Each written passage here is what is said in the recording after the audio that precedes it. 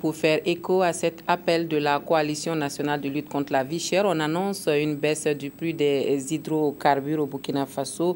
Et il est question d'une baisse donc des prix du carburant à la pompe. Et c'est pour nous donner des précisions que nous recevons sur ce plateau M. François-Xavier Bambara. Il est le président de la cellule technique du comité interministériel de détermination des prix des hydrocarbures. Bonsoir M. Bambara et bienvenue à vous sur le plateau du 20h de la télévision du Burkina.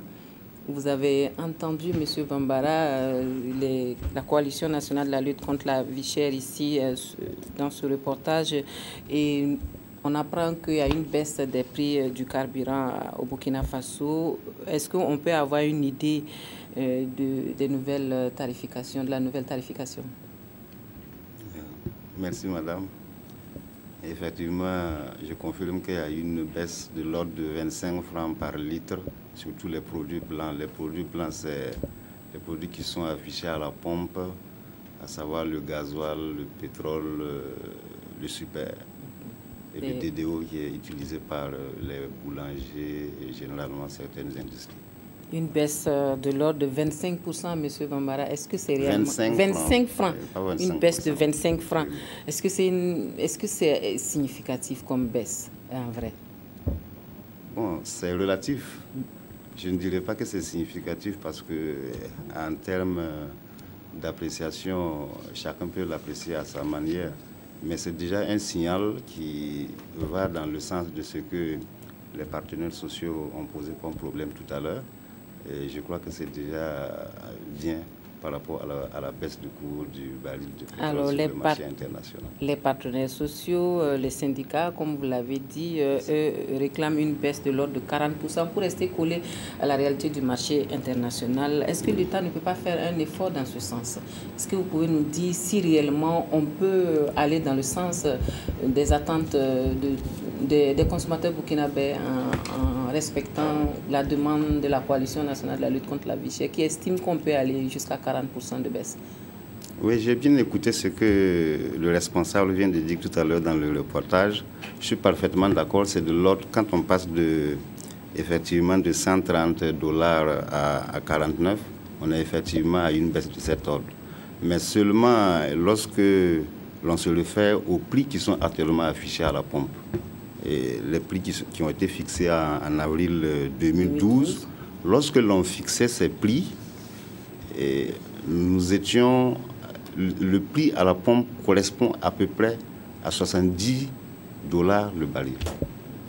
Contrairement à ce que le responsable vient de dire, c'est vrai, à ce moment, le baril était à 130, mais le prix affiché correspond à peu près à 70 dollars. Le prix affiché à la pompe au Burkina. Donc quand vous faites le raisonnement, ça veut dire que nous étions, les prix qui étaient pratiqués étaient autour de 70 dollars le baril pour un baril qui coûtait effectivement 130. Donc il y avait d'énormes manques à gagner. Et peut-être que ce serait intéressant que l'on voit un peu quel est le mécanisme qui fixe ces prix pour que les gens puissent comprendre davantage et puissent avoir des éléments d'appréciation beaucoup plus solides. Parce que quand vous dites que le prix est à 70% de ce qui était le prix du baril à l'international, donc ça veut dire qu'on ne peut pas aller au-delà des 25 francs que vous avez dit en ce moment, sinon qu'est-ce qui va se passer? Non, les 25 francs, certainement qu'on pouvait aller plus. Mais ce qui a guidé un peu cette baisse de 25 francs, c'est de faire en sorte que les manques à gagner qui avaient été enregistrés puissent être récupérés. C'est une sorte de compensation avant de répercuter la totalité de la baisse, si la baisse se poursuit. Et n'oublions pas qu'il y a une certaine prudence quand même qu'il faut observer, parce que c'est vrai, le dollar et le baril est en train de baisser, mais lorsqu'on essaie de faire des projections, on ne sait pas ce que sera le baril dans 1 mois, 2, 3 mois. D'accord. Alors, cette question de renflouer les caisses, c'est également l'argumentaire de la SONABI qui estime qu'il faut laisser un temps pour permettre à la SONABI de renflouer la caisse. Est-ce que c'est vraiment aux citoyens de payer le manque à gagner de la SONABI? Bon, renflouer les caisses, pour moi, c'est trop dit parce que Lorsque le DG de la SONABI dit que c'est pour renflouer les caisses, je ne sais pas si c'est le terme exact qu'il a employé, mais pour moi, ce n'est pas tout à fait renflouer les caisses dans la mesure où, lorsque nous essayons de faire un raisonnement sur l'année 2014, le coût du baril a effectivement commencé à baisser autour du mois d'août. Et en août, on était à peu près à 101 $. Et si vous essayez de suivre mon raisonnement, vous verrez que d'août au mois de novembre, en novembre, on était à 69 $. Ça veut dire que ça correspondait à peu près à l'équilibre. Si on considère que les prix qui étaient fixés à la pompe avant la baisse de ce soir correspondaient à peu près à 70 $ le baril. Donc, c'est véritablement à partir du mois de décembre où le baril était à 63. Le mois de décembre, 2014 que les plus-values ont commencé à venir au niveau de la SONABI. Ça veut dire que lorsque vous faites les calculs, c'est sur la base de moyenne, ce n'est pas sur la base d'une valeur ponctuelle du baril de pétrole. Lorsque vous utilisez la moyenne du baril, pour l'année 2014, nous sommes à 99 quelque chose, presque 100. Ça veut dire que nous sommes effectivement au-delà de 70 $, le baril. Dites-nous, M. Bambara, est-ce que finalement l'État paye ses subventions à la SONABI?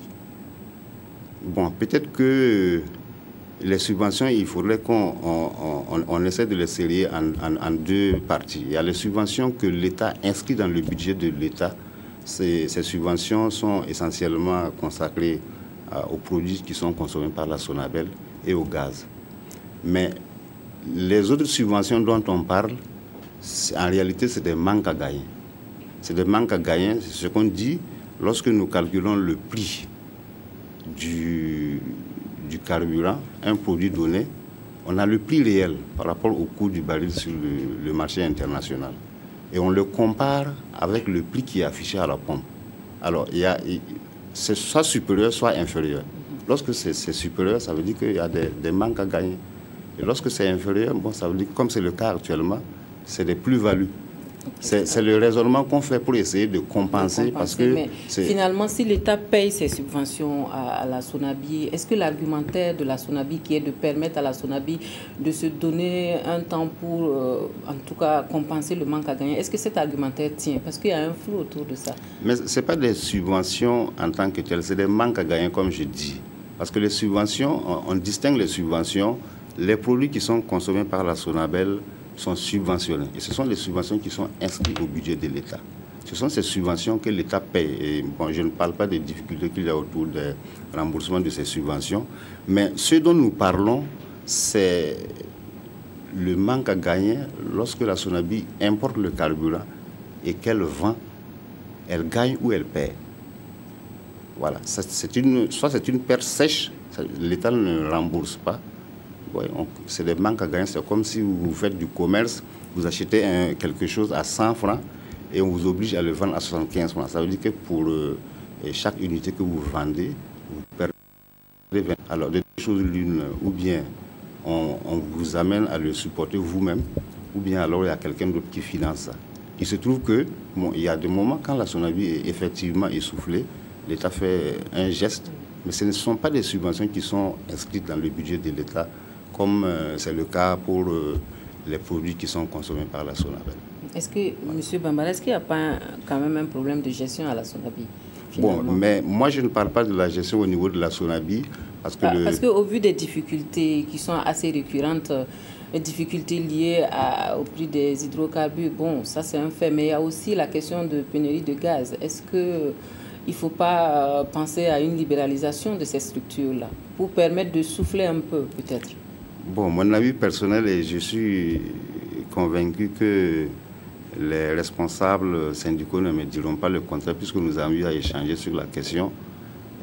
Pour moi, la solution ne serait pas de libéraliser, parce que si aujourd'hui, effectivement, cette société, la SONABI, avait été libéralisée, c'est vrai, nous sommes à une période où le coût du baril est en baisse. Normalement, ça devrait se répercuter pour un privé qui prend la société. Mais lorsque le baril serait à 130, comme il a dit, vous n'allez pas trouver un privé qui va accepter de vendre un produit correspondant à 70 $ le baril pour un baril courant qui est à 130 sans qu'on ne verse directement des subventions pour supporter sa trésorerie. C'est ça la vraie question. L'avantage d'être dans un système de monopole avec la Sonabi, c'est le fait que c'est une société d'État qui a un rôle social et qui est obligé de supporter, parce que ce n'est pas la rentabilité. Parce que si on décharge un peu la Sonabi de toutes ces contraintes-là d'importation et de tous ces problèmes d'hydrocarbures et de gaz, et on le laisse uniquement gérer, est-ce que ça ne va pas vraiment permettre aux consommateurs ou aux opérateurs privés de proposer d'autres choses? On sait on dit que comparaison n'est pas raison, mais dans nos pays voisins, cela se passe comme ça et on remarque que les prix des hydrocarbures sont plus bas qu'ici au Burkina. Pourquoi ne pas? Par exemple, au Mali, on nous parle du Mali, c'est l'exemple qui nous vient tout de suite en tête parce que... Bon, le cas du Mali, bon, dans chaque modèle, il y a des avantages et des inconvénients. C'est vrai, au Mali, l'importation est libéralisée, mais c'est quand même encadré. Bon, l'inconvénient de la libéralisation, c'est que vous ne bénéficiez pas des économies d'échelle et ce n'est pas évident et qu'en libéralisant, les gens proposent effectivement le prix que l'État fixe.